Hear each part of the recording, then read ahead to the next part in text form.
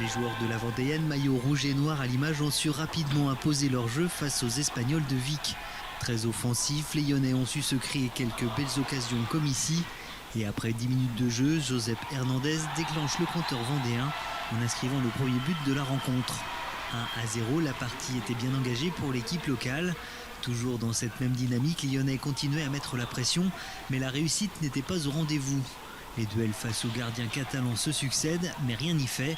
Le score restera inchangé jusqu'à la pause, 1-0. De retour des vestiaires, la physionomie du jeu va prendre un tout autre visage. Les Espagnols plus en place en défense vont aussi se montrer plus insistants en attaque. Et côté vendéen, la réussite n'est toujours pas au rendez-vous. Après 15 minutes de jeu, Borja Lopez, l'ancien joueur de la Vendéenne, profite du nouveau espace pour filer vers le but lyonnais et égaliser un partout. 4 minutes plus tard, Posito Facundo va avoir l'opportunité de reprendre la partie en main sur cette pénalité. Mais sans doute trop hésitant, il perd son duel face au gardien de Vic. Les Vendéens par la suite auront une dernière opportunité de prendre l'ascendant. Mais là encore, le portier espagnol s'interpose. La partie se conclut sur une égalité, un partout. C'est dommage parce qu'on attendait un petit peu plus d'un match comme ça. Je pense qu'il a manqué un petit peu d'intensité. On n'a pas eu la même intensité en défense et l'agressivité en attaque qu'on avait eu les matchs ici comme à Porto. Si on allait jouer un petit peu avec la même intensité, je pense qu'on allait faire plus. Il faut continuer à travailler. C'est un point. Oui, on n'a pas perdu.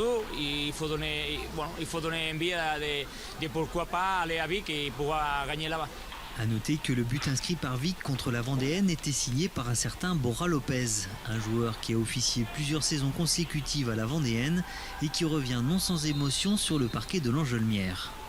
Ça a marqué ma vie, dont j'ai eu la chance de revenir, de retrouver de belles amies, d'avoir cette opportunité de me rencontrer avec des vrais amis. La Vendéenne, ils ont eu ces opportunités, nous les nôtres. C'est vrai que peut-être on n'a pas fait un bon match, mais aussi on avait de blessés.